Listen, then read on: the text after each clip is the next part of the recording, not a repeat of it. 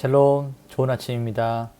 2025년 11월 16일 매일 성경 본문을 따라서 에스라서 10장 9절에서부터 44절까지 말씀을 함께 묵상하고 기도하는 시간을 가지도록 하겠습니다. 오늘 전체의 주제는 끊어버리라입니다.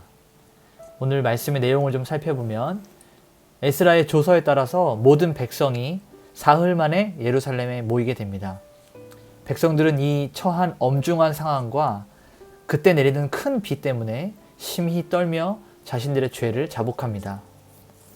에스라는 백성들에게 이방 여인을 버리고 언약을 깨끗이 정리할 것을 명령하고 백성들은 이 명령에 순종하여서 조사를 위한 지도자를 선정합니다.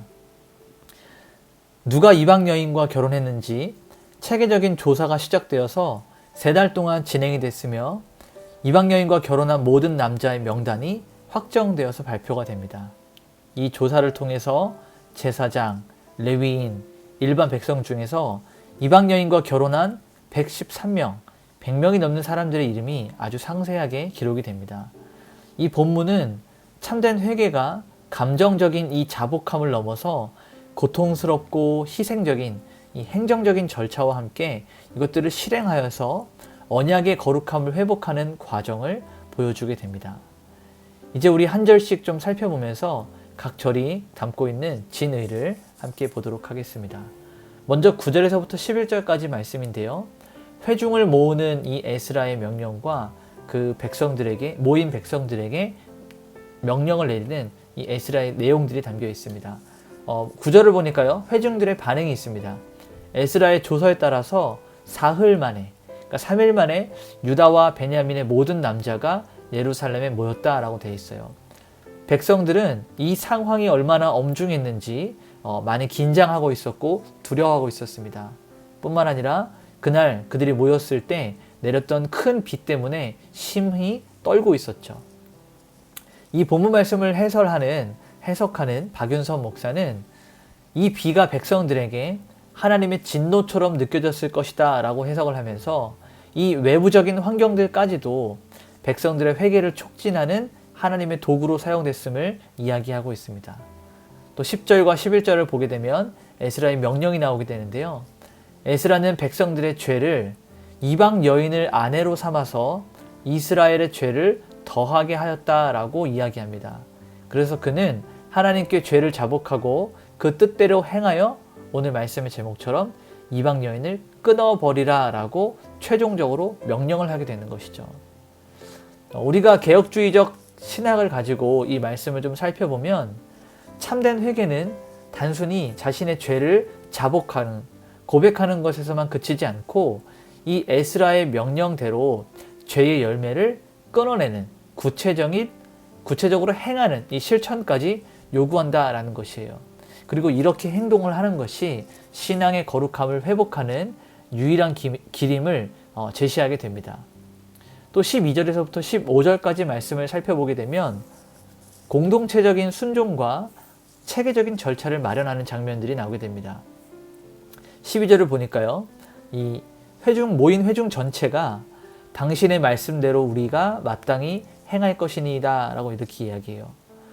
에스라가 말한 것에 대해서 우리가 마땅히 그 말에 그 명령에 따르겠습니다 라고 하는 것이죠. 이는 지도자가 무언가를 제시하고 지도자가 이끌고 가고자 하는 그 방향에 공동체적으로 순종을 약속하는 겁니다. 13절에 이 조사단이 구성이 되는데요.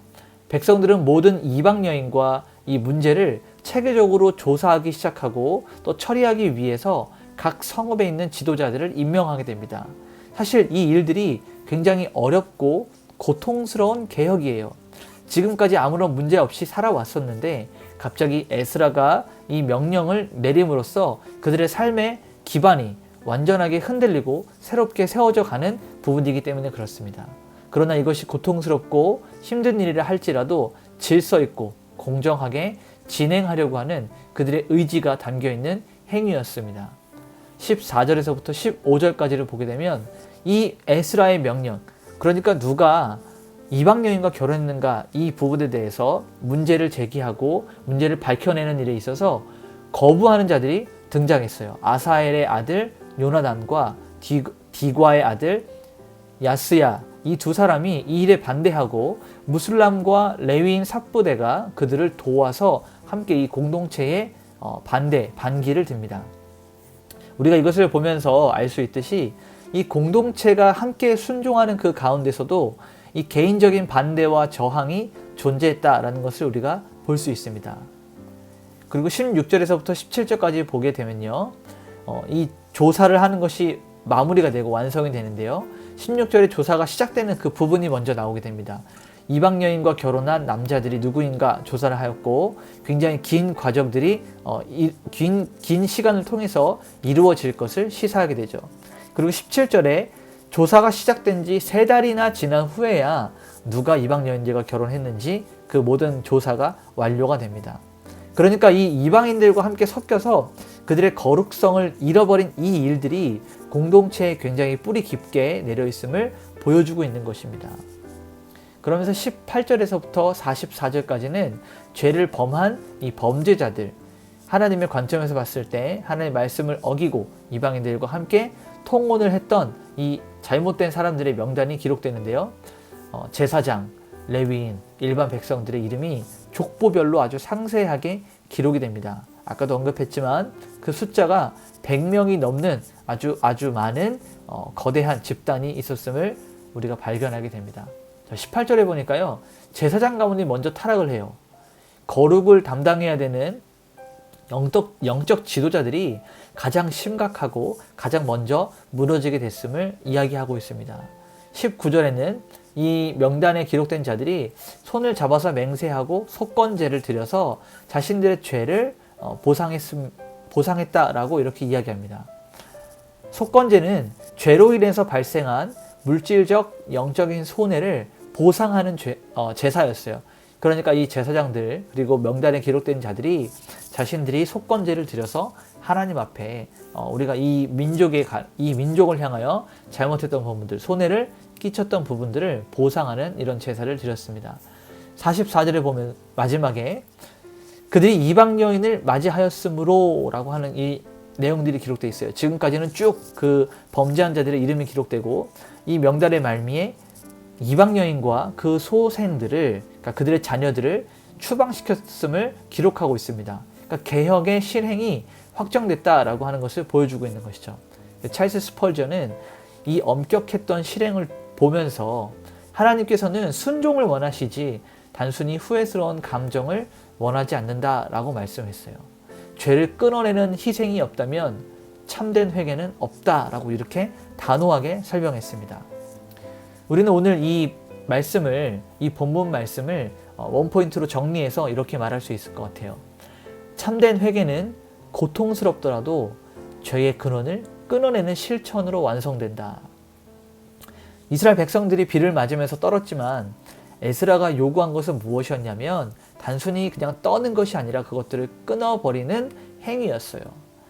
이방 여인과 그들의 자녀를 추방하는 일은 한 가정들이 파괴되는 고통스러운 희생이었죠. 그럼에도 불구하고 이 공동체가 이 길을 선택한 이유는 하나님의 말씀의 거룩함을 지키는 것이 가정을 지키는 것보다 이 언약 공동체의 존재에 있어서 훨씬 더 중요했기 때문입니다.